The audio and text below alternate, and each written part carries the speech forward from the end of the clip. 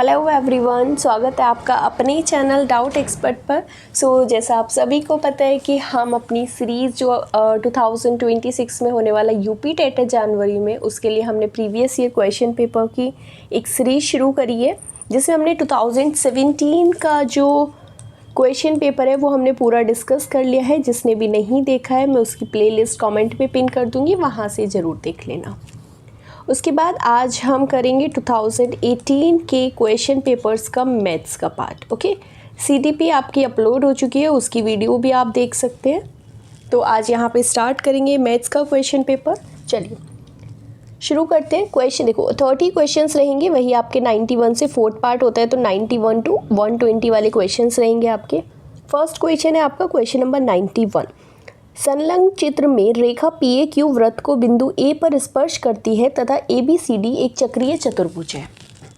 तो क्या बोल रहा है कि जो PAQ is a tangent to the circle at the point A, ये जैसा दिया हुआ है डायग्राम में वैसे ही, and ABCD is a cyclic. साथ में एक एंगल दिया हुआ है आपको कि एंगल जो CAQ है वो आपका 70 डिग्री है। अब आप सभी को पता होगा कुछ सर्कल की प्रॉपर्टीज़ है। देखो, अगर आप यहाँ से इसे OC को एंड OA दोनों को ज्वाइन कर देते हैं, तो जब OA है वो क्या है, रेडियस है, PAQ क्या है, टेंजेंट है। अब आप सभी को पता होगा कि जो रेडियस होती है वो टेंजेंट की क्या होती है, परपेंडिकुलर, या फिर कह सकते हो कि रेडियस और टेंजेंट के बीच में जो एंगल होता है वो कितना होता है, 90 डिग्री। तो इसी तरह जो एंगल OAQ है आपका, एंगल OAQ कितना हो जाएगा, 90 डिग्री। क्वेश्चन में दिया हुआ है आपको एंगल CAQ 70 डिग्री।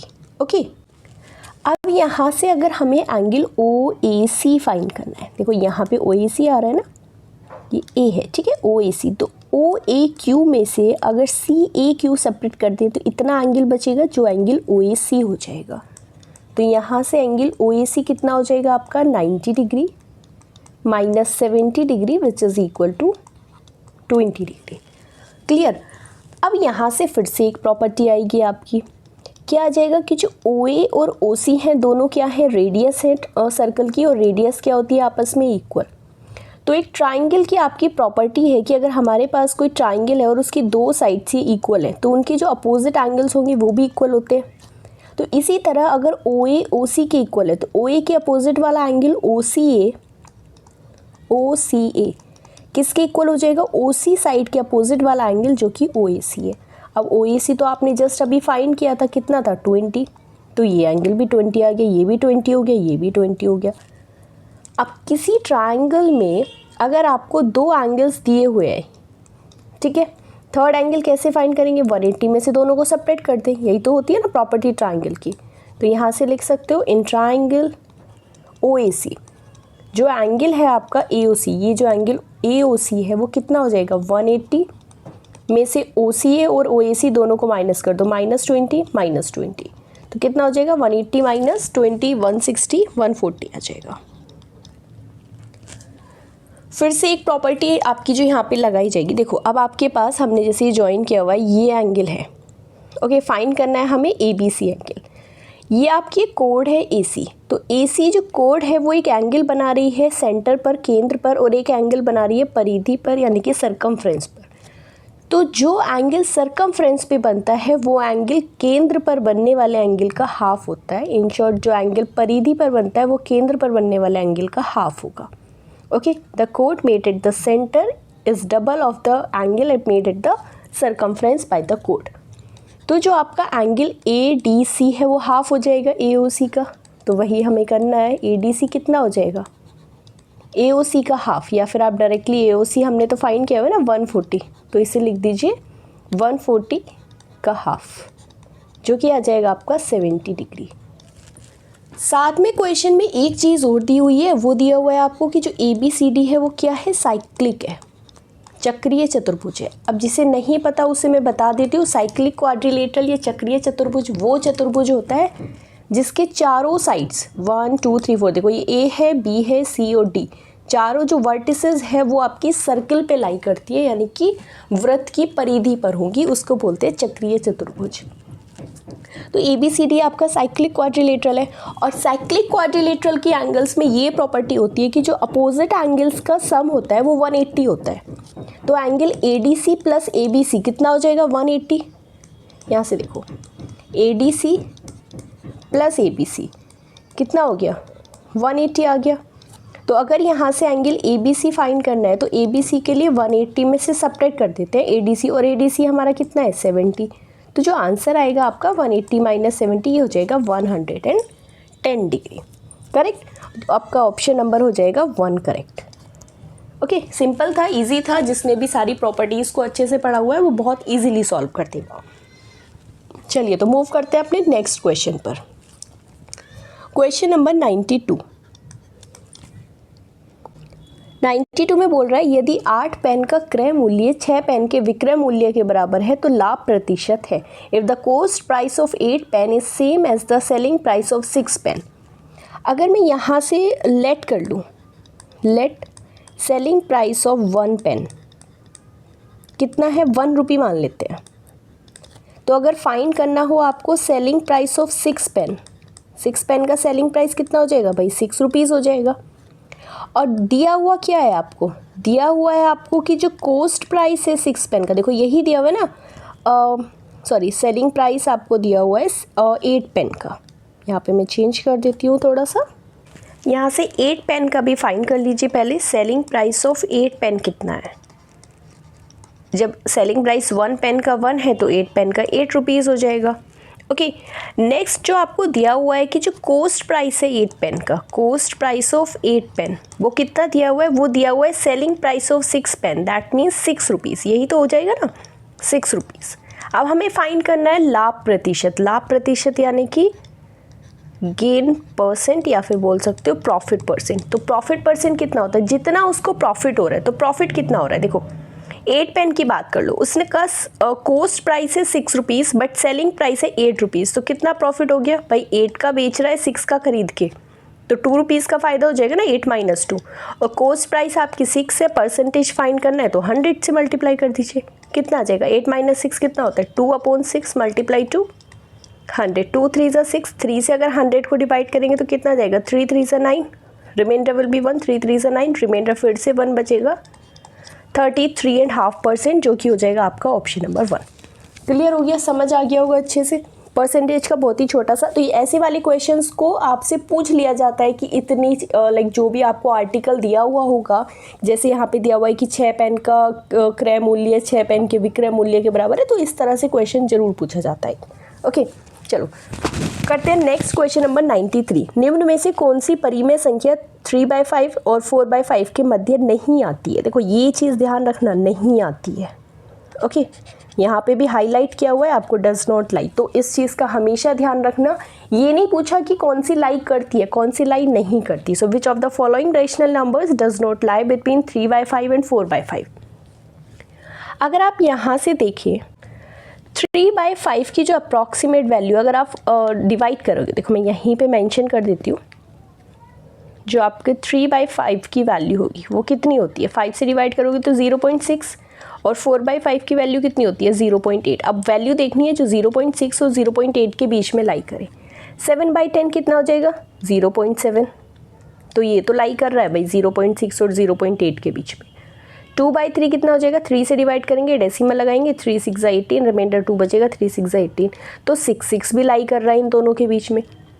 19/30 का देख लीजिए एक बार, कितना आएगा, 19 को 30 से डिवाइड करेंगे 0 पॉइंट आ जाएगा, फिर 3 6 18, 186.3 या फिर समथिंग आ जाएगा, है ना 63, तो वो भी लाई कर रहा है दोनों के बीच में। अब आता है 16/30, 30 से जब आप डिवाइड करोगे 0 पॉइंट, तो 35 से होता है 150, तो ये आएगा 0.5 कुछ। तो बस आगे सॉल्व भी करने की जरूरत है क्योंकि हमें क्लियरली पता लग रहा है कि 0.5 जो है वो 0.6 और 0.8 के बीच में लाई नहीं करेगा, तो ऑप्शन नंबर हो जाएगा आपका 4 करेक्ट, क्योंकि इसमें हमें बताना था कि कौन सी वैल्यू लाई नहीं करती या करती में हमेशा ध्यान रखना। ओके, चलो फिर मूव करते हैं अपने नेक्स्ट क्वेश्चन नंबर 94 पर। 94 में आपको दिया हुआ है, फिर से देखो वैसा ही एक क्वेश्चन आ गया फिर से आपका लाइक पेन्स और पेंसिल का, बट इसमें परसेंटेज वाला जैसा कुछ नहीं है, बहुत ही सिंपल सा क्वेश्चन है ये। देखो क्या दिया हुआ है, यदि 3 पेन 2 पेंसिल 4 रबड़ का मूल्य 92 रुपये है, 8 पेंसिल 16 रबड़ का मूल्य 68 है, तब 24 पेन का मूल्य बताना है। If the price of 3 pens 2 pencil and 4 eraser, जो लिखा हुआ है वही लिख लेते हैं। 3 पेन प्लस 2 पेंसिल्स प्लस साथ में कितना दिया हुआ है 4 इरेजर। इरेजर को मैं ई से लिख देती हूँ और टोटल दिया हुआ है आपको 92 रुपीज़ में। साथ में दिए हुए है आपको 8 पेंसिल प्लस ये पेंसिल है ना, 16 इरेजर। 16 इरेजर कितना कॉस्ट है टोटल 68 रुपये। तो हमें बताना है 24 पेन्स का। देखो अगर इसी इक्वेशन को, ये जो 8 पेन्स है, 8 पेंसिल 16 इरेजर है, इसको ना डिवाइड कर दो 4 से। डिवाइड अगर कर देंगे तो 4 2 ज़ा 8, तो 2 पेंसिल हो जाएंगी। दोनों साइड डिवाइड करेंगे, 4 से डिवाइड करेंगे और 16 को, तो कितना आ जाएगा 4, तो 4 इरेजर आ जाएंगी। और 4 से डिवाइड करेंगे, 4 1 ज़ा 4, रिमाइंडर बचेगा 2, 4 7 ज़ा। सो जो 2 पेंसिल और 4 इरेजर की कॉस्ट है वो कितनी आ गई 17 में। अगर यही वैल्यू हम इसमें पुट कर दें, ये वाली जो इक्वेशन है, तो यहाँ से क्या मिलेगा, देखो 2 पेंसिल और 4 इरेजर हमारे 17 के थे, तो जैसे लिखा हुआ है वैसे लिखेंगे कि 3 पेन प्लस 2 पेंसिल और 4 इरेजर के प्लेस पे क्या रख देंगे 17, और किसके इक्वल आ जाएगा 92 के। अब 17 उधर जाके सब्ट्रैक्ट हो जाएगा, तो हमें कितने का मिल गया 3 पेन का कॉस्ट मिल जाएगा 92 माइनस 17, जो आ जाएगा आपका 75 रुपीज़। तो ये कॉस्ट है आपकी 3 पेन की, बट हमें फाइंड करनी है 24 की।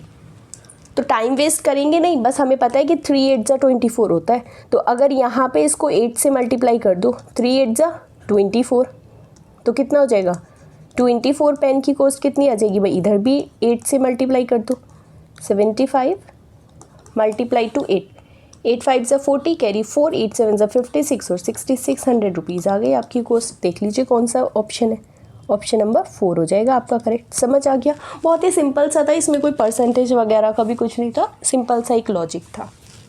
चलिए क्वेश्चन नंबर 95 दे रहा है, हमें एक त्रिभुज की रचना नहीं कर सकते। देखो फिर से इस क्वेश्चन में बोल रहा है नहीं कर सकते। अब कब नहीं कर सकते वो आपको देखना है। We can not construct a triangle if we are given.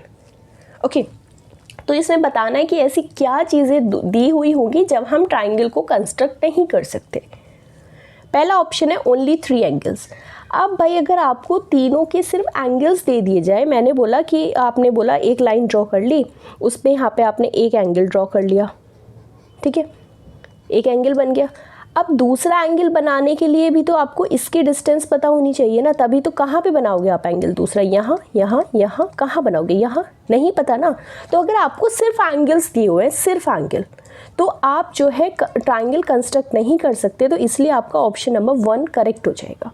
तो हमेशा ये चीज़ याद रखना कि अगर आपको कोई ट्राइंगल कंस्ट्रक्ट करना है तो at least 1 side is required, at least 1 side is required. एक साइड का होना बहुत ज़रूरी है। लाइक बोल सकते हो कि किसी भी त्रिभुज का अगर हमें निर्माण करना है तो एटलीस्ट न्यूनतम आपको एक भुजा का होना आवश्यक है, तभी आप उस ट्राइंगल को कंस्ट्रक्ट कर सकते हो। केवल 3 कोणों से या फिर सिर्फ 3 एंगल से आप ट्राइंगल को कभी भी नहीं बना सकते।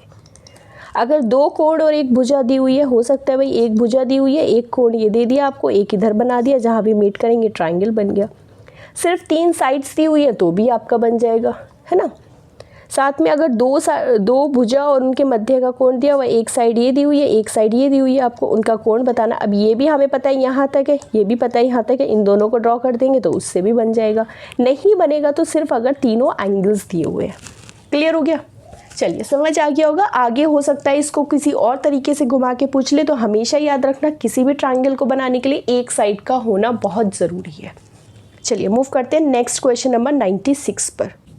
दिया हुआ है, यदि किसी आयताकार भूखंड की लंबाई एवं चौड़ाई में क्रमशः 50% एंड 20% की वृद्धि कर दी जाए तो इसके क्षेत्रफल कितना गुना बढ़ जाएगा। सिंपल सी बात है, ये आपको एक रेक्टेंगल की बात कर रहा है। And if the length and the breadth of a rectangular plot are increase by 50% and 20% respectively, then how many times will its area be increase. ठीक है, मान लीजिए लेंथ आपकी x है और ब्रेड्थ आपकी y है, तो जो पहले एरिया बनेगा वो कितना आ जाएगा, A1 मान लीजिए इसको, एरिया 1, लेंथ इंटू ब्रेथ कितना हो जाता है, एक्स वाई हो गया। अब बोल रहा है कि जो लेंथ है ना वो 50% बढ़ गई, तो जो आपकी न्यू लेंथ होगी L मान लीजिए वो कितनी हो गई, 50% बढ़ गई। इट मीन्स x में और ऐड हो गया, या फिर आप डायरेक्टली कर सकते हो 100 इंटू 100 प्लस 50 कितना होता है 150, तो 150 हो गई, वो 100% बढ़ जाती है। ठीक है, तो 3 5 ज़ा 3 2 ज़ा, तो कितनी बढ़ गई, वो हो गई अब 5/2x। और ब्रेड्थ में बोल रहा है वो कि वो 20% बढ़ी है। 20% का मतलब 100 पहले थी 120 हो गई, अब 20% बढ़ जाएगी, ये कैंसिल हो जाएगा, 2 6 ज़ा 2 5 ज़ा, तो कितनी हो गई है 6x/5। सॉरी ये y है ना आपकी, ब्रेड तो हमने y मानी थी, तो y आ जाएगा। क्लियर। अब हमें फाइंड करना है न्यू एरिया, तो न्यू एरिया कितना हो जाएगा, देखो लेंथ इंटू ब्रेथ हो जाएगा, ये 5/2x से मल्टीप्लाई कर दीजिए 6/5y से। ओके, यहाँ पे एक छोटा सा चेंज करिए, जब 5 से डिवाइड कर देते हैं ना, 5 2 ज़ा 10, तो ये 5 3 ज़ा 15 होगा, है ना, क्या हो जाएगा 5 3 ज़ा 15, तो यहाँ पे आपका आएगा 3। तो अभी देखो ये जाएगा 2 3 ज़ा 6, तो एक्स वाई हो गया, 3 3 ज़ा हो जाएगा आपका 9/5y एक्स वाई। तो एक्स वाई क्या है आपका पुराना एरिया है, तो जो आपका न्यू एरिया है वो कितने टाइम्स आ गया, वो आ गया 9/5 टाइम्स ऑफ द पुराना वाला एरिया जो आपका पहला वाला एरिया था। तो 9/5 को आप कैसे लिख सकते हो, 9/5 को हम लिख सकते हैं ना, 5 से डिवाइड करोगे तो 5 1 ज़ा 5, रिमाइंडर बचेगा 4, 1 एंड 4/5 टाइम्स हो जाएगा आपका, इतने गुना बढ़ जाएगा। तो कितना इंक्रीज हो गया, वो 1 एंड 4/5, ऑप्शन नंबर 2। कितना इजी था, सिर्फ एक फॉर्मूले से और परसेंटेज का इतना ज़्यादा कोई रोल भी नहीं था और हो गया आपका क्वेश्चन। चलो करते हैं क्वेश्चन नंबर 97। सामान्य मनुष्य के शरीर का ताप 37 डिग्री सेल्सियस है, फ़ारेनहाइट पैमाने पर यह ताप है the temperature of a normal human body. अब हमें पता है कि हमारा नॉर्मल बॉडी का जो टेम्परेचर होता है वो कितना होता है 37 डिग्री सेल्सियस। फ़ारेनहाइट स्केल पे बताना है। देखो 3 स्केल्स आपकी जो मेनली हम यूज़ करते हैं वो होती है सेल्सियस, एक फ़ारेनहाइट, एक होती है केल्विन। इनका एक रिलेशन मैं आपको यहाँ पे बता देती हूँ कि अगर कोई और क्वेश्चन भी इससे रिलेटेड पूछ लिया जाए तो आप उसको इजीली करो। ये होता है Celsius -0 divide by 5 is equal to Fahrenheit -32 divide by 9, क्योंकि हो सकता है कल को वो आपसे केल्विन में पूछ ले, तो आपको इस रिलेशन का पता होना ज़रूरी है। वैसे तो देखो इसको ना कैलकुलेट करना बहुत इतना कुछ ज़्यादा नहीं है, क्योंकि हमसे पूछ रहा है वो हमारी बॉडी का नॉर्मल टेम्परेचर। तो आप सभी को जिसको थोड़ी सी बेसिक भी पता होगा वो पता होगा कि हमारी बॉडी का नॉर्मल टेम्परेचर कितना होता है। जब आप कभी थर्मामीटर में चेक भी करते हो तो पता होता है ना कितना होता है, राइट। चलो फिर भी कैलकुलेट करते हैं। वैसे 98.6 होता है, चेक कर लेते हैं कि वही आता है क्या। तो सेल्सियस में आपको दिया हुआ है, तो हम इन दोनों रिलेशन को देख लो। तो सी की जगह पे क्या रखना है 37, -0 तो 0 हो जाएगा बाय 5। फ़ारेनहाइट में हमें निकालना है 32 डिवाइड बाय 9। कैलकुलेट कर लो, 37 मल्टीप्लाई टू कर लीजिए 9, 9 7 ज़ा 63, 9 3 ज़ा 27, ये आ जाएगा आपका 333। ये आ जाएगा आपका 5f माइनस 5 2 ज़ा 10, 5 3 ज़ा 15 16, 160 उधर जाके ऐड हो जाएगा, तो 5f की वैल्यू कितनी आ जाएगी 3, 6 + 3 9, 3 + 1 493। ओके, तो यहाँ से फ़ारेनहाइट की वैल्यू कितनी हो जाएगी 493 को डिवाइड कर दीजिए 5 से, डिवाइड बाय 5, 4 9 ज़ा 5 9 ज़ा 45, रिमाइंडर बचेगा 4, 5 8 ज़ा 40, रिमाइंडर बचेगा 3, 98.6 फ़ारेनहाइट हो जाएगा आपका आंसर, जो कि है आपका ऑप्शन नंबर 3। देखो अभी तो ये इजी था कि नॉर्मल बॉडी का टेम्परेचर पूछा था, तो आप डायरेक्टली भी लगा सकते थे ऑप्शन, बट इन केस अगर कुछ और आ जाए लाइक 37 की जगह 38 40 डिग्री सेल्सियस पूछ ले, तब आपको इस रिलेशन का पता होना ज़रूरी है। तो इसे नोट डाउन कर लीजिए जहाँ भी आपकी अपने टेट के नोट्स बना रहे हो, हेल्पफुल रहेगा। ओके, चलिए फिर मूव करते हैं अपने नेक्स्ट क्वेश्चन नंबर 98 पर। दिया हुआ है आपको 1 स्क्वायर + 2 स्क्वायर टिल 9 स्क्वायर। देखो 1 स्क्वायर + 2 स्क्वायर और कहाँ तक दिया हुआ है आपको 9 स्क्वायर तक की वैल्यू आपको दी हुई है 285। लाइक ये तो आपको कैलकुलेट ही नहीं करना, डायरेक्ट दे दिया। फाइंड करना है हमें 0.11 का स्क्वायर प्लस 0.22 का स्क्वायर और कहाँ तक करना है 0.99 का स्क्वायर। देखो इसे किस तरह से लिख सकते हो आप, 11 को लिख सकते हैं ना, 11/100 का स्क्वायर, 0.22 को कैसे लिख सकते हो, 22/100 का स्क्वायर। उसी तरह 0.99 को कैसे लिखेंगे, 99/100 का स्क्वायर, राइट। अब यहाँ से कॉमन देखो क्या है, अगर मैं इस पूरी सीरीज़ में से 11/100 के स्क्वायर को कॉमन ले लूँ तो ये तो आ जाएगा 1। ये किससे मल्टीप्लाई हो रहा है, 2 से हो रहा है ना मल्टीप्लाई, तो यहाँ पे क्या मिल जाएगा आपको, देखो 11/100 को मल्टीप्लाई यहाँ से 2 से कर दीजिए, और साथ ही में अगर आप देखोगे तो यहाँ पे क्या आ जाएगा, 2 का स्क्वायर आएगा, क्योंकि मल्टीप्लाई 2 से हो रही है बट स्क्वायर भी रहेगा, 2 का स्क्वायर, 1 को आप 1 का स्क्वायर लिख ही सकते हो, और यहाँ पे आ जाएगा 9 का स्क्वायर। इसकी वैल्यू आपको ऑलरेडी दी हुई है, राइट। तो यहाँ से क्या करोगे फिर आप, 11/100 को कैसे लिखोगे, 11/100 मल्टीप्लाई टू 11/100, और इसकी वैल्यू आपको दी हुई है 285, मल्टीप्लाई कर दीजिए। कैसे करोगे, 11 × 11 हो जाता है आपका 121, ओके। और 121 की मल्टीप्लाई अगर आप करोगे 285 से, कितना आ जाएगा, 285, 3 4 5 आ जाएगा, 8 + 5 10, फिर यहाँ पे आ जाएगा आपका 344, और डिवाइड किससे करना है आपको, 100। तो 4 0 से, अब 4 के बाद आपको डेसिमल प्लेस करना है, 1 2 3 4, तो कितना आ जाएगा आपका आंसर, 3.4485। देख लीजिए कहाँ पे, 3.4485, ऑप्शन नंबर हो जाएगा आपका 1। समझ आ गया ना, क्लियर हो गया होगा, थोड़ा सा कैलकुलेटिव था बट वो भी आपको सीरीज़ का सम दिया हुआ था तो इजी हो गया। चलिए फिर आपका नेक्स्ट क्वेश्चन आता है, क्वेश्चन नंबर 99। एक राशि साधारण ब्याज पर 10 वर्षों में 2 गुना हो जाती है, कितने वर्षों में वही राशि उसी ब्याज दर से तिगुनी हो जाएगी, 3 गुनी। A sum of money at simple interest doubles in 10 year, 10 years में कितनी हो गई, डबल हो गई। In how many years at the same rate, rate आपका सेम रहेगा, इट विल बी ट्रिपल्ड। कैसे करेंगे, देखो स्टार्ट करेंगे। ओके, अमाउंट का जो आपका फॉर्मूला आ जाएगा वो हो जाएगा आपका, अमाउंट का कितना होता है, प्रिंसिपल अमाउंट पहले जो रहता है 1 + RT/100। अब जो यहाँ पे पहली कंडीशन दी है कि sum of money at simple interest doubles in 10 year, तो अमाउंट कितना हो गया, डबल हो गया प्रिंसिपल अमाउंट का। तो अमाउंट कितना हो गया, अगर P का डबल हो जाएगा तो 2P हो जाएगा, ठीक है। यहाँ से आ जाएगा 1 + रेट आपको दिया हुआ नहीं है, और कितने ईयर्स में हो रहा है, 10 ईयर्स में, तो टाइम आ जाएगा आपका 10 ईयर्स। ये 10 से 10 मल्टीप्लाई हो जाएगा। अगर यहाँ पे P भी तो रहेगा, P से P कैंसिल कर दीजिए, तो अगर 1 उधर जाएगा माइनस में हो जाएगा, ये आ जाएगा आपका R/10। यहाँ से 2 - 1 1 = R/10, तो R कितना हो जाएगा, 10 × 1, तो R हो जाएगा आपका 10%। अब रेट तो आ गया आपका। अब साथ में देखो क्या करना है, हमें बताना है how many years the same rate same रहना है, ट्रिपल कब हो रहा है। अब अमाउंट हो रहा है आपका ट्रिपल, मतलब 3P हो गया ना, अमाउंट हो गया 3P, प्रिंसिपल अमाउंट सेम है, रेट आपको पता लग गया 10, और आपको पता करना है टाइम। कर दीजिए कैलकुलेट, 0 कैंसिल हो जाएगा, P कैंसिल हो जाएगा, 1 उधर जाएगा, सब्ट्रैक्ट हो जाएगा, = ये आ जाएगा आपका T/10। 3 - 1 कितना होता है, 2 = T/10। तो यहाँ से टाइम की वैल्यू कितनी आ जाएगी, कितने ईयर्स हो जाएगा, 2 × 10 कितना हो जाएगा, 20 ईयर्स। तो ऑप्शन नंबर हो जाएगा आपका 1 करेक्ट, ऑप्शन नंबर 1। समझ आ गया। चलो मूव करते हैं फिर नेक्स्ट क्वेश्चन नंबर 100 पे। बोल रहा है 80 मीटर व्यास वाले एक वृत्ताकार पार्क के अंदर अधिकतम क्षेत्रफल का एक वर्गाकार खेल का मैदान बना है, खेल के मैदान का क्षेत्रफल है। In a circular park of diameter 80 metre there is a square shaped playground of maximum area, the area of the playground is. ठीक है, प्ले ग्राउंड का एरिया आपको बताना है।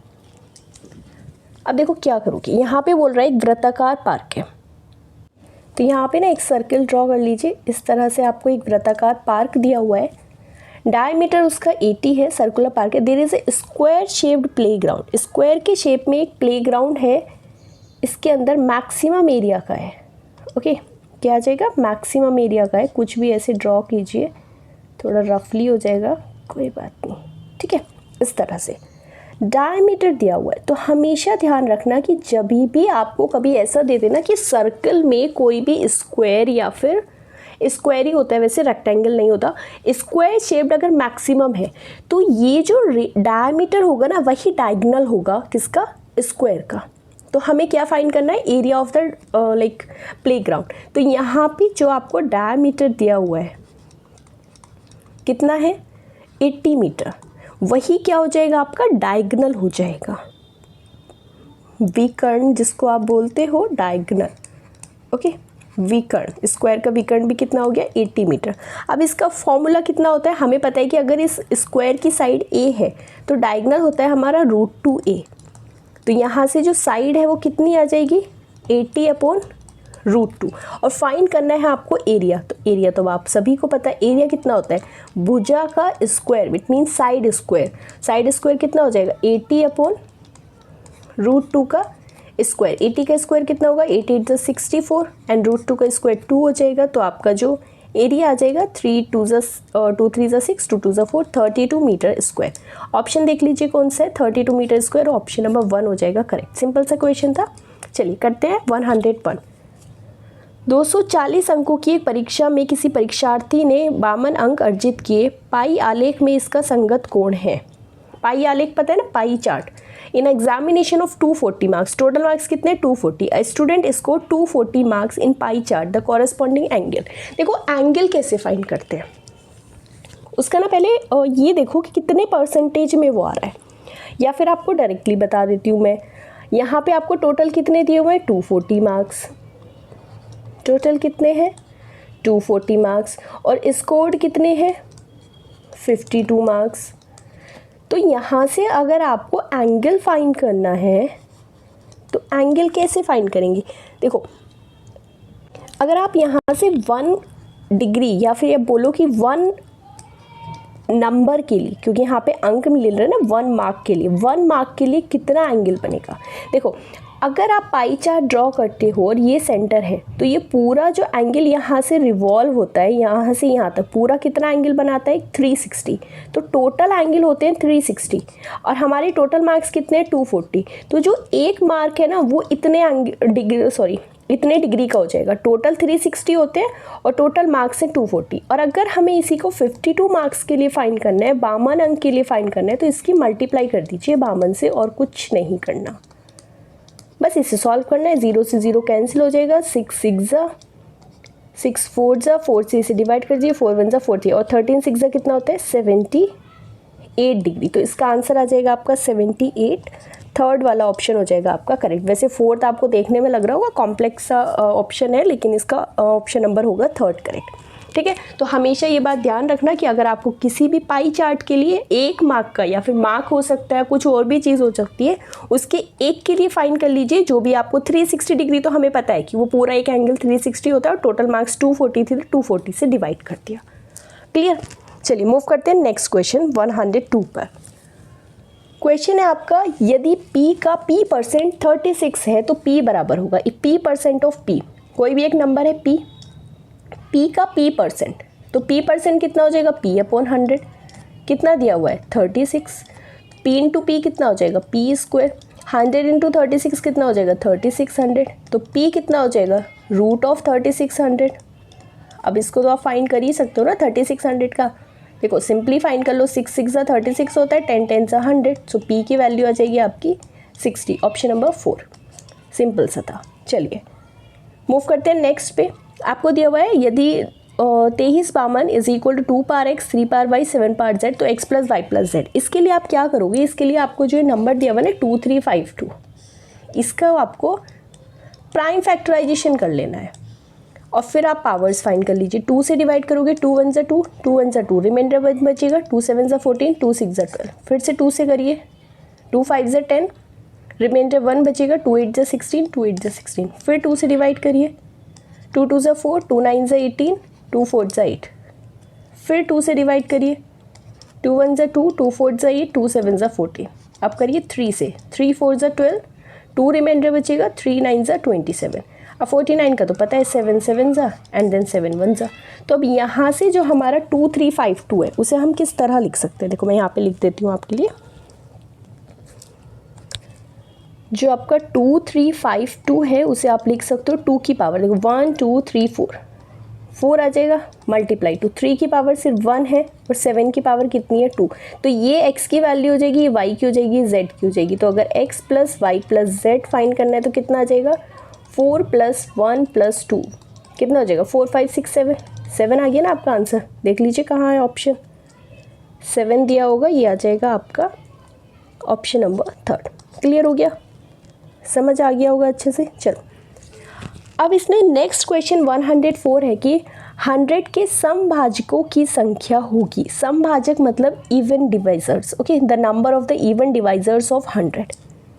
उसके लिए भी आपको सेम करना है, या तो आप देखो 100 है तो डायरेक्टली भी कर सकते हो, ठीक है, लेकिन फिर भी देख लेते हैं 100 को किस किस से डिवाइड कर सकते हो। 1 से कर सकते हैं बट इवन है, 2 से हो जाएगा, 4 से हो जाएगा, फिर 5 से होगा बट 5 तो ऑड है, 10 से हो जाएगा, फिर उसके बाद 20 से हो जाएगा, फिर उसके बाद आपका 40 से नहीं होगा, फिर 50 से हो जाएगा, लास्ट आपका 100 है। तो कितने आ गए, 1 2 3 4 5 6, तो क्या आ जाएगा आपका आंसर ऑप्शन नंबर 2। कितने डिवाइजर्स हो गए आपकी, 6 हो गए।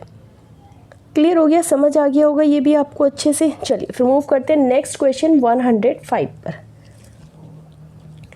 105 कह रहा है 15 सेंटीमीटर भुजा वाले किसी घन में से 3 सेंटीमीटर भुजा वाले कितने घन काटे जा सकते हैं।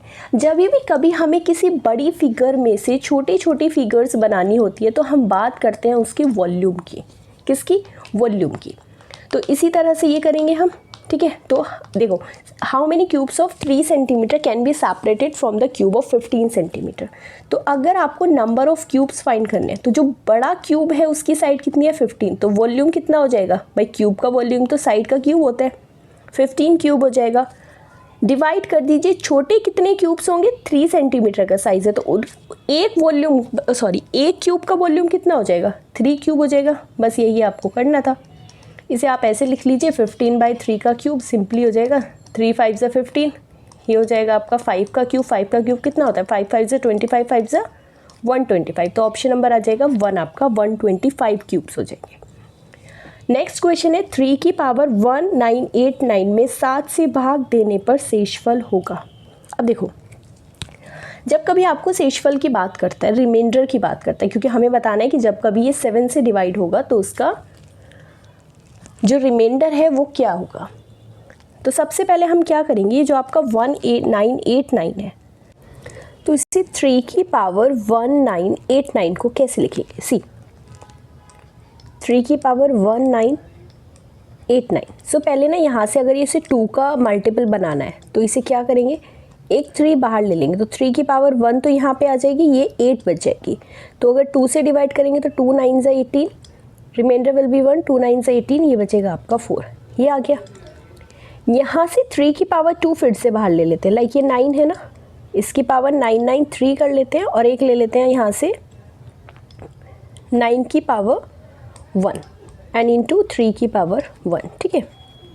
उसके बाद यहाँ पे आ जाइए, फिर क्या हो जाएगा आपका 993 को 9, देखो यहाँ पे आपको 9 मिल गया ना, तो 9 को किस तरह से लिख सकते हैं आप फिर से नेक्स्ट, या फिर आपके पास एक ऑप्शन ये बचता है, अगर आपको डायरेक्टली करना है तो हमें पता है 7 4 ज़ा 28 होता है, ओके।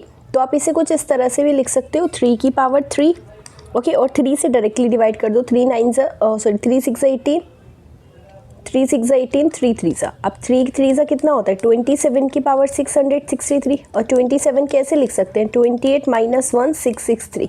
अब आपको देखना है कि 28 7 से तो डिविजिबल है, तो अगर आप बात करोगे रिमाइंडर की तो रिमाइंडर कितना आ जाएगा आपका, यहाँ पे -1 है तो रिमाइंडर हो जाता है हमारा -1, क्योंकि ऑड पावर है, ओके।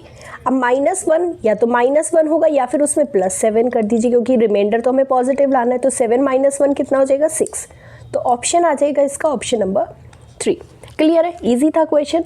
चलिए नेक्स्ट आ जाएगा आपका, एक बहुभुज में के अंतःकोणों का योग 2160 है, बहुभुज की भुजाओं की संख्या है। 2017 का भी एक एग्जाम पेपर था, उसमें भी आपको दिया हुआ था ना, एक क्वेश्चन था, sum of the interior angles of a polygon is 2160 the number of sides.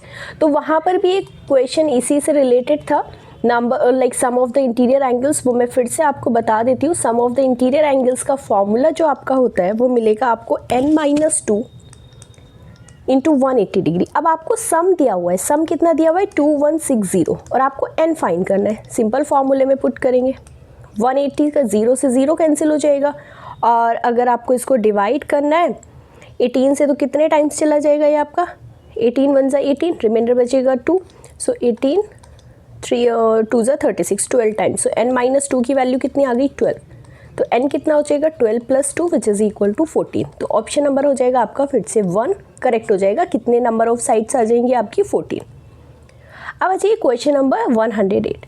सबसे छोटी ऋणोत्तर अभाज्य पूर्णांक है द लीस्ट नॉन नेगेटिव। देखो नॉन नेगेटिव का मतलब है कि पॉजिटिव इंटीजर होना है, ऋणोत्तर मतलब कि नेगेटिव। ओके, तो हमें ऋणोत्तर मतलब पॉजिटिव अभाज्य पूर्णांक। अभाज्य मैंने आपको पहले भी बताया 2017 में भी आपसे क्या पूछा गया था, उसमें पूछा गया था सबसे छोटी अभाज्य संख्या, तब भी 2 थी। और अगर इसको घुमा के पूछ लिया नॉन नेगेटिव, अब नॉन नेगेटिव मतलब पॉजिटिव होगी, तो उसका आंसर हो जाएगा आपका 2, क्योंकि 2 ही एक ऐसा नंबर है जिसके 2 फैक्टर्स हैं 1 और 2। क्या होती है अभाज्य संख्या? जिसके 2 फैक्टर होते हैं, एक 1 और एक वो खुद से।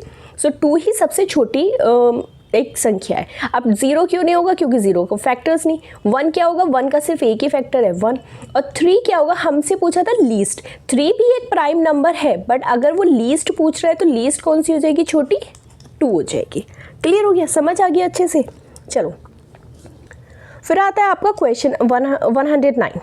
सम बताना है इसमें 1.5, 11.5, 11, 111.5, 1111.5। ओके, सो इसका सम कैसे फाइंड करेंगे? देखो ये आपका है 1/2 प्लस 11/2 प्लस 111/2 एंड सोन। 2 1 से 2 + 1 कितना होता है? 3/2। 22 + 1 कितना होता है? 23/2। ये कितना होता है? 202 + 1 223/2 एंड सोन। लास्ट वाला जो आपका बनेगा वो भी 2023/2 एंड सोन आ जाएगा।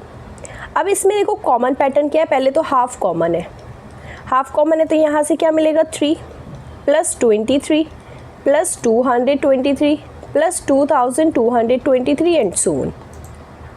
अब हमें सिर्फ इतने ही हैं, सोन नहीं है। ओके, ये इन्फिनाइट की सीरीज़ नहीं है तो यहीं पर एंड हो रही है, तो इसे यहीं पर एंड कर दीजिए। अब इन सबको ऐड कर लो। 3 + 3 6 + 6 कितना हो जाएगा? 12 कैरी 1। सो 3 + 2 5 + 2 7 आ जाएगा आपका यहाँ से। 1 सेकेंड, 3 + 12 + 1 तो 3 + 2 5 6 7 7 आ गया। उसके बाद 2 + 2 4 आ जाएगा और लास्ट में आपका बचा 2। इसे 2 से डिवाइड करेंगे तो 2 1 = 2, 2 2 = 4, 2 3 = 6, रिमाइंडर 1 बचेगा, 2 3 = 12, 2 6 = 12। तो आपका आंसर आ जाएगा 1 2 3 6। ऑप्शन नंबर है आपका 2। ठीक है, क्लियर हो गया? इजी सा ही था, इसमें कोई सीरीज़ नहीं थी बहुत ज़्यादा लेंथी। चलिए 110। यदि सभी प्राकृतिक संख्याओं a और b के लिए a × b, लाइक ये कोई एक साइन है आपका, = a² + b² - ab, तो 9 * 10 का मान बताना है। वही चीज़ यहाँ पे लिखी हुई है कि a * b = a² + b² - ab for all natural numbers a and b, then the value of 9 * 10। देखो 9 * 10, तो आपको क्या करना है? ये a आ जाएगा, ये b आ जाएगा, वैल्यू बस पुट करनी है आपको। तो a के प्लेस पे क्या हो जाएगा? 9², फिर b² है प्लस b² तो 10² माइनस 9 × 10। सिंपल सी कैलकुलेशन है। 9 9 से 81, 100 का स्क्वायर आ जाएगा 100, 10 का स्क्वायर 100 और ये आ जाएगा 90। यहाँ से मिलेगा आपको 181 माइनस 90, सब्ट्रैक्ट कर दीजिए। 1 - 0 1 आ जाएगा, 18 - 9 9, तो आंसर आ जाएगा आपका 91। ये हो जाएगा आपका ऑप्शन नंबर 3। क्लियर हो गया? बहुत ही छोटा सा क्वेश्चन था। चलिए फिर आगे बढ़ते हैं क्वेश्चन नंबर 111 पर। 111 में दिया हुआ है इफ़ x एंड y, यदि x एंड y शून्येतर वास्तविक संख्याएं हो तो x² + y² + y² क्या होगा? xy + y²। x and y जो है वो नॉन ज़ीरो रियल नंबर्स है, नॉन ज़ीरो है, लाइक ज़ीरो नहीं होंगे। तो ये जो वैल्यू है x² + y² + xy की, ये क्या होगी? देखो अगर नॉन ज़ीरो है, आप क्या कंसीडर कर सकते हो? या तो आपका हो सकता है कि दोनों पॉजिटिव हो वैल्यू। अगर दोनों ही पॉजिटिव हैं, लाइक x एंड y जो है वो दोनों ही आपकी पॉजिटिव नंबर है, क्या है? पॉजिटिव है, तो ये डेफिनेटली पॉजिटिव होने वाला है, करेक्ट, क्योंकि पॉजिटिव का स्क्वायर और ये भी पॉजिटिव। अब अगर हम बोले दोनों नेगेटिव है, तब भी ये पॉजिटिव ही होगा, डेफिनेटली पॉजिटिव होगा, करेक्ट। ये दोनों तो पॉजिटिव है क्योंकि वो क्या है? वो स्क्वायर्स हैं आपके, करेक्ट। फिर और अगर ऐसा कोई केस बन जाए कि आपकी एक डिजिट पॉजिटिव है और एक नेगेटिव, देखो एग्जाम्पल ले लेते हैं, कोई भी नंबर ले लीजिए, कोई भी, ठीक है, लाइक कंसीडर करिए, एक ले लिया -8, एक ले लिया, एक पॉजिटिव ले लीजिए 3 ले लिया, डिफरेंस है इन दोनों में, या फिर आप 1 भी ले सकते हो, कोई इशू नहीं है, एक थोड़ी बड़ी ले ली एक छोटी। सो -8 का स्क्वायर 64 हो जाएगा, -8 × 1 -8 और +1 का स्क्वायर। अब क्या होगा, ये वाला जो स्क्वायर होगा ना वो हमेशा बड़ा होगा, तो आपको ना फिर से वैल्यू क्या मिलेगी, पॉजिटिव। तो कहने का मतलब सिर्फ इतना है कि अगर ये एक्सप्रेशन है ना तो नॉन ज़ीरो वैल्यूज़ है, तो कुछ भी वैल्यूज़ आ जाए आपकी x और y की, वो हमेशा क्या होगा, ऑलवेज पॉजिटिव, हमेशा धनात्मक ही होगी, ऋणात्मक तो होगा ही नहीं, ऑलवेज का तो कोई मतलब नहीं। Takes the value 0 for some x and y, तो x एंड y की हमें वैल्यू नहीं लेनी क्योंकि 0 है। Takes both positive and negative values, okay. तो ये कोई ऑप्शन है ही नहीं इसमें थर्ड और लाइक फोर्थ में, ऑलराइट। सो लाइक ऐसा भी नहीं है कि पॉजिटिव नेगेटिव दोनों वैल्यूज़ है, सिर्फ पॉजिटिव है, धनात्मक है, तो ऑप्शन नंबर 1 करेक्ट हो जाएगा। नेक्स्ट दिया हुआ है संलग्न चित्र में स्टार के स्थान पर संख्या होगी, the number at the place of star in the adjoining figure. ये कुछ आपको पैटर्न दिया हुआ है, इसमें पैटर्न ऑब्जर्व करना है और आपको बताना है कि ये जो स्टार है लास्ट वाले इसमें, ये इसकी वैल्यू यहाँ पर क्या फिल होगी। अब देखो यहाँ से अगर आप पैटर्न ऑब्जर्व करोगे तो क्या मिल रहा है, 3 + 4 कितना होता है 7, 6 + 1 7, ठीक है, इन दोनों को ऐड कर दो, 6 + 1 को ऐड कर दो, 2 + 3 5, 1 + 4 5 बीच में, 8 + 7 15, 9 + 6 15, इसी तरह 6 + 5 11 होगा, 7 + 4 5 11 होगा। यहाँ से देख सकते हो 6 + 5 भी 11 है और आपका 7 + 4 भी कितना है 11, तो जो आपकी स्टार की वैल्यू है वो कितनी आ जाएगी 11, ऑप्शन नंबर हो जाएगा आपका 4। बहुत ही सिंपल सा क्वेश्चन था। आ जाइए क्वेश्चन नंबर 113 पर। यदि किन्हीं दो प्राकृतिक संख्याओं a और b के लिए a की पावर b 125 है, for any two natural numbers a and b, a की पावर b क्या दी हुई है आपको, a की पावर b की वैल्यू 125। अब अगर आप यहाँ से देखो, अगर आपको इसको एक्सपोनेंट के फॉर्म में लिखना है पावर की, तो हमें ये पता है लास्ट में 5 है तो ये 5 का ही होगा, 5 5 से 25, 25 5 से 125, लाइक 5 का क्यूब 125 है। तो यहाँ से a की वैल्यू क्या हो गई आपकी 5 और b की वैल्यू क्या हो गई 3। अब हमें फाइंड करना है b की पावर है 3 की पावर 5 कितनी हो जाएगी, 3 3 = 9, 3 = 27, 3 = 81, 3 = 243, तो 3 की पावर 5 कितनी आ गई 243, ऑप्शन नंबर हो जाएगा आपका फिर से 1। आपने नोटिस किया होगा इस वाले सेट में मोस्टली 1 वाले ऑप्शन आपके करेक्ट आ रहे हैं। चलिए कोई नहीं, बहुत सिंपल सी क्वेश्चन है ये आगे भी। 114 पे आ जाइए। 1 से 10 तक की सभी प्राकृतिक संख्याओं से विभाजित होने वाली सबसे छोटी संख्या है, the least number divisible by all the natural numbers from 1 to 10। देखो सबसे छोटी ऐसी संख्या बतानी है जो आपकी 1 से 10 तक सबसे डिवाइड हो जाए, लाइक 1 2 3 4 5 6 7 8 9 10, ये 10 डिजिट है और आपको एक ऐसी डिजिट फाइंड करनी है जो सबसे डिवाइड हो जाए। अब देखो 1000 पे आ जाओ, 1 से डिविजिबल है, 2 से भी है, क्या 3 से डिवाइड हो सकती है, भाई ये 3 से डिवाइड नहीं हो सकती क्योंकि डिजिट का सम 3 से डिवाइड नहीं हो रहा, तो फर्स्ट तो होगा नहीं। थोड़ा एलिमिनेशन मेथड से करें ऐसे क्वेश्चन को तो ईजी रहेगा, इनको लाइक कैंसिल करते रहिए जो आपको लग रहा है ऑप्शन नहीं होगा। 5040 बजाओ, 1 से है, लास्ट डिजिट यूनिट है, 2 से भी हो जाएगी, 5 + 4 9 है, 3 से भी हो जाएगी, लास्ट की 2 डिजिट 4 से डिविजिबल है तो 4 से भी है, 5 से भी डिविजिबल है। 6 से बात करें तो जब 2 और 3 से है तो 6 से भी हो जाएगी, राइट, 6 से भी आ रही है आपकी डिविजिबल। उसके बाद अगर आप बात करोगे 7 से, तो 7 से भी चेक कर लीजिए। 5040 को 7 से ना आपको डायरेक्टली चेक करनी पड़ेगी क्योंकि 7 क्या हो जाएगा आपका एक प्राइम नंबर हो जाएगा, तो 7 से भी डिविजिबल है। 7 6 = 42, रिमाइंडर बचेगा आपका 8 और 7 2 = आ जाएगा आपके पास, अच्छा 7 7 = 49, 7 2 = 14, हाँ डिविजिबल है। 8 से आ जाइए, 8 से भी हो जाएगी आपकी और 9 से तो हो ही जाएगी, तो इट मीन्स ये भी आपकी डिविजिबल है। अब होगा क्या, अब आप ना इसको देखोगे कि ये तो भाई सबसे हो रही है डिविजिबल, तो क्या ये ऑप्शन हो सकता है, हो सकता है, डेफिनेटली हो सकता है। बट अगर आप यहाँ पे देखोगे ना, ये कंफ्यूज करने के लिए दिया हुआ है लीस्ट, कि सभी संख्या विभाजित होने वाली सबसे छोटी संख्या। अब इनमें ना सबसे छोटी बतानी है। अब देखो 100 है, 100 को तो एलिमिनेट कर दो क्योंकि 3 से नहीं होगी। बट अगर आप 2520 को देखोगे तो ये 1 से भी हो रही है, 2 से भी, 3 से भी हो रही है और सिमिलरली आपकी ये 7 से भी डिवाइड हो रही है। तो अब हमारे पास दो ऑप्शन है 2 या 3, और अगर आप जल्दी में होंगे तो आप 2 को भी टिक कराओगे क्योंकि आपका तो 2 ही मिल गया कि भाई सारी डिजिट से हो रहा है, बट हमें क्योंकि बताना है लीस्ट डिजिट, तो आपका ऑप्शन नंबर होगा 3rd करेक्ट, ना कि 5040, बिकॉज 5040 के कंपैरेटिवली हमारी 2520 वाली जो संख्या है, जो डिजिट है, वो छोटा नंबर है, तो इसलिए 2520 इसका करेक्ट नंबर होगा। समझ आ गया? चलिए, इसलिए जल्दबाजी नहीं करनी है, बहुत आराम से अच्छे से सारी क्वेश्चन को देखना है, फिर उसके बाद करना है। ऑप्शंस को जरूर एलिमिनेट करें बट सोच के। आ जाइए क्वेश्चन नंबर 155 पर, सॉरी 115 पर। क्या बोल रहा है?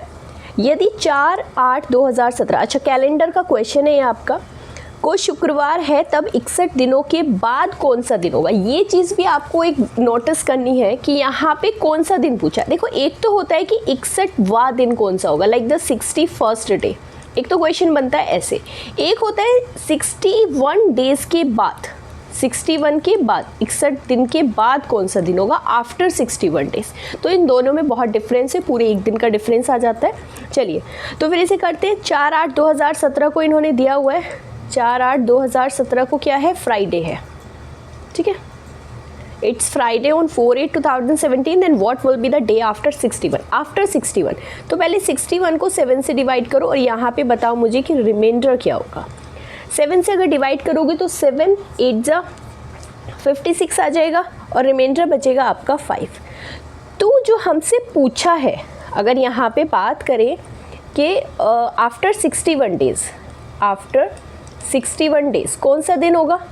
पहले तो फ्राइडे में जो है, जो भी आपका दिन है फ्राइडे दिया हुआ है ना 4/8/2017 को, उसमें ऐड कर लो 5 के बाद वाला दिन। क्या है, 5 के बाद, तो इसके भी ना बाद वाला बताना है, क्योंकि अगर सिर्फ ऐड करोगे 5 तो 61वां दिन निकल जाएगा, 61st डे। बट हमसे पूछा है कि आफ्टर 61 डेज, तो एक और ऐड करना होगा। आप फ्राइडे में ऐड कैसे करोगे, अब आपको नंबर तो पता है ना, फ्राइडे के बाद क्या आता है, पहले Saturday, Sunday, Monday, Tuesday, Wednesday, ये आ गया आपका ऐड करके 5, ठीक है। वेंसडे आ गया, तो वेंसडे के नेक्स्ट डे क्या हो जाएगा, वेंसडे के नेक्स्ट डे क्या आएगा, थर्सडे आएगा। तो इसका आंसर कितना हो जाएगा, थर्सडे हो जाएगा। ओके, ऑप्शन नंबर देख लीजिए, आपका आ जाएगा फिर से ऑप्शन नंबर 1। क्लियर है, इजी सा ही क्वेश्चन था। आ जाते हैं 116 पर। 116 में क्या बोल रहा है, दिए गए चित्र में A B is parallel to C D, तब वाई डिग्री माइनस एक्स। देखो, ए बी पैरेलल दिया हुआ है सी डी के और हमें y degree minus x degree find करना है। तो पहले एक्स और वाई फाइंड कर लो। फिगर से करते हैं डायरेक्टली। ये 110 है, तो वर्टिकली अपोजिट में देखोगे तो ये भी 110 आ जाएगा। ये x डिग्री है, वर्टिकली अपोजिट में देखोगे तो ये भी x आ जाएगा। अब क्योंकि यहाँ पे दिया हुआ है कि जो AB है वो पैरेलल है किसके, CD के, तो यहाँ से देखो y और 110 को इंटीरियर एंगल है ना, और को इंटीरियर एंगल का कितना होता है सम, 180। तो y की वैल्यू कितनी आ जाएगी, 180 माइनस 170, 110 70 डिग्री। इसी तरह x और 120 को इंटीरियर है, तो x और 120 का सम कितना हो जाएगा, 180 डिग्री। तो x कितना आ जाएगा, 180 माइनस 20 60 डिग्री। यहाँ पे कंसेप्ट कौन सा यूज़ किया हमने, दोनों में को इंटीरियर एंगल्स, ठीक है। तो x आ गया 60। अब आपको फाइंड करना है y माइनस एक्स, तो कितना हो जाएगा y माइनस एक्स, 70 माइनस 60, और आंसर आ जाएगा आपका इसका 10 डिग्री। देखिए कौन सा ऑप्शन है 10 degree, option number 2, option number 2 हो जाएगा करेक्ट। ओके, चलो नेक्स्ट क्वेश्चन है आपका 117। यदि किसी दुकानदार को एक वस्तु को 390 पर बेचने पर 20% का लाभ होता है तो वस्तु का क्रय मूल्य है। If by selling an article for ₹390 a shopkeeper gains 20% then the cost price of article. देखो कॉस्ट प्राइस पूछ रहा है, तो अगर मैं इस कॉस्ट प्राइस को ही कंसिडर कर लूँ कि x है, मान लीजिए CP जो है वो आपका x है, क्लियर। अब क्या बोल रहा है कि वो उसको 20% के प्रॉफिट में बेच रहा है, तो x उसकी प्राइस है, 20% का प्रॉफिट है, तो डायरेक्टली मल्टीप्लाई कर दो 120 से, या फिर 20% x का आपका आ जाएगा ना ऐसे 20x/100 है ना, 20 इसमें प्लस कर दीजिए या फिर डायरेक्टली करो, ये आ जाएगा आपका 120/100। ये इजी तरीका होता है आपका। तो 20% के प्रॉफिट में बेच रहा है, तो उसको कितने में पड़ रहा है वो 390 का। ओके, तो यहाँ से हमें x की वैल्यू फाइंड करनी है, 0 से 0 कैंसिल करो, तो x की वैल्यू कितनी आ जाएगी, 10 इधर मल्टीप्लाई हो जाएगा, 390 मल्टीप्लाई टू 10 और डिवाइड हो जाएगा 12 से, 3 से डिवाइड कर दीजिए, कितना आएगा, 3 1 ज़ा 3 3 ज़ा 0, 3 4 ज़ा 2 2 ज़ा 2 5 ज़ा, और ये जाएगा 2 से 65 टाइम, तो 65 इंटू 5 आ जाएगा आपका, कितना होता है 5 5 ज़ा 25, कैरी 2, 6 5 ज़ा 30 प्लस 2, 325 रुपीज़ आपका उसका आ जाएगा कोस्ट प्राइस, यानी कि क्रय मूल्य। तो ऑप्शन नंबर हो जाएगा आपका 4। बहुत ही सिंपल सा था। चलो नेक्स्ट करते हैं 117, अच्छा 16, आई गेस 18 मिसिंग है, अभी करते हैं 18 भी। यहाँ पे है 40 व्यक्ति 30 दिनों में 200 केजी चावल खाते हैं, 200 किलो चावल खाते हैं। कितने दिनों में 30 व्यक्ति 500 किलो चावल खाएंगे? 40 persons consume 200 kilo of rice in 30 days, and how many days will 30 persons consume 500 kg of rice? देखो कैसे करोगे, आपको एक फॉर्मूला पता होगा, क्या होता है, MDH बोल देते हैं जिसको आप सिंपली, तो मैन कितने दिन में कर रहा है, टोटल उसका वर्क पावर, यही होता है। तो इसको M1 Day1 और W1 कर लीजिए, इसको आप कर लीजिए M2 D2 और W2, करेक्ट। यहाँ पे H नहीं लिखते हैं, MDH बोल देते हैं उसको, H आवर्स होता है, बट यहाँ पे आवर्स नहीं है, सिर्फ डेज है। तो सबसे फर्स्ट केस में 40% है, मैन कितने हैं 40, D4 कितने डेज में कंज्यूम कर रहे हैं 30 डेज में, और टोटल कितना कंज्यूम कर रहे हैं, W वैसे वर्क को एक्सटेंड करता है, बट यहाँ पे टोटल देखो कितने केजी राइस कंज्यूम कर रहे हैं 200।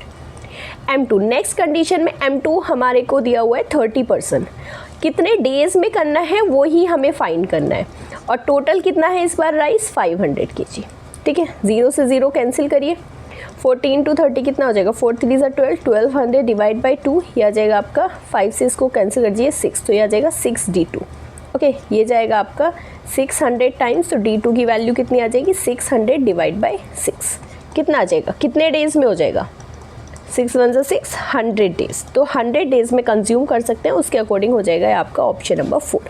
चलिए 120th क्वेश्चन है आपका, एक समचतुर्भुज के विकर्णों की लंबाई 16 सेंटीमीटर तथा 12 सेंटीमीटर है, समचतुर्भुज की भुजा है। अब देखो, in a rhombus the length of the diagonal, अब हमें पता है कि कोई भी अगर समचतुर्भुज है उसके दो विकर्ण हमें दिए हुए हैं, दोनों रोम्बस के अगर दोनों डायगोनल हमें दिए हुए हैं, तो उसका एरिया कैसे फाइंड करते हैं। एरिया फाइंड करने की वैसे डायरेक्टली ज़रूरत नहीं है, आपको मैं यहाँ पे फॉर्मूला बता देती हूँ कि जो साइड होता है आपका 4 इंटू साइड, सिर्फ ये रोम्बस के लिए, ठीक है। फॉर्मूला नोट डाउन कर लेना अपने रोम्बस के लिए कि 4 इंटू साइड का स्क्वायर, 4 इंटू साइड का स्क्वायर कितना होता है, जो पहला डायगोनल है उसका स्क्वायर और जो दूसरा डायगोनल है उसका स्क्वायर। तो चलिए फिर कर लो, साइड को आप A मान लीजिए, D1 एक डायगोनल आपको 16 दिया हुआ है और दूसरा डायगोनल आपको 12, तो 16 का स्क्वायर प्लस 12 का स्क्वायर कितना आ जाएगा, A स्क्वायर की वैल्यू 16 का स्क्वायर कितना होता है आपका 256, 12 का होता है आपका 144, और ये 4 इधर आएगा तो डिवाइड में आ जाएगा। ऐड कर लीजिए इसे, 6 + 4 10, 6 + 4 10, कैरी 1, 3 + 1 4 डिवाइड बाय 4, ये जाएगा आपका 100 टाइम्स, तो आपका जो A स्क्वायर है वो आ जाएगा आपका 100, और जो A की वैल्यू है वो आ जाएगी 10, तो कितनी आ गई साइड आपकी 4 सेंटीमीटर। अब हमारा जो 118, 20, 17, 16,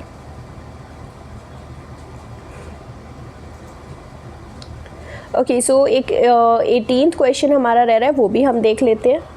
ओके, सो ये आपका क्वेश्चन नंबर 18 है। इसमें दिया हुआ है, यदि किसी कस्बे की जनसंख्या 60,000 से बढ़कर 60,000 से बढ़कर 65,000 हो जाती है तो जनसंख्या में वृद्धि प्रतिशत है। If the population of a town has increased from 60,000 to 65,000 in the increase in population in percentage. देखो, जब कभी भी हमें परसेंटेज निकालनी है तो परसेंटेज कैसे फाइंड करते हैं, जितनी उसमें वृद्धि हुई है, लाइक कितना वो इंक्रीज हुआ है, ओके आप उसको बोल सकते हो वृद्धि या फिर इंक्रीमेंट जितना हुआ है, ओके जितना वो इनिशियली था, इनिशियली जितना था वो, ओके इनिशियल पॉपुलेशन आप उसको कह सकते हो, इनिशियल पॉपुलेशन।